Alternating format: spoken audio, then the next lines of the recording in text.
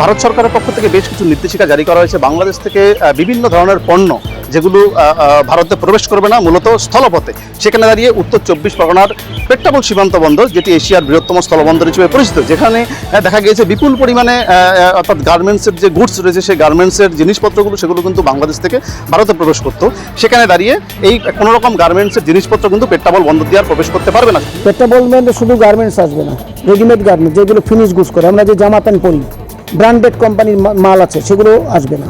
Huge একটা financially part বাংলাদেশের total maintain করে গার্মেন্টস ইন্ডাস্ট্রি। এখন তারা তাদের ফিনিশ গুডস যদি রপ্তানি করতে না পারে, বা রপ্তানি করতে গিয়ে যদি তাদের হিউজ কস্টের সামনে আসতে হয়, তাহলে তাদের লস হবে এবং আস্তে আস্তে ডিমিনিশ হবে ব্যবসা। আগামী দিনে যে ভারত সরকারের সঙ্গে বাংলাদেশের সঙ্গে আবার নতুন করে বৈঠক হয়ে যাবার, নতুন করে কোনো সিদ্ধান্ত হয় কিনা, আগামী দিনে কীভাবে বাংলাদেশ সরকার তাদের যে অর্থনীতি, সেই অর্থনীতি কীভাবে তারা আবার নতুন করে শুরু করবেন, অর্থাৎ সেটা কিন্তু একটা বড়সড় প্রশ্ন হয়ে দাঁড়িয়েছে।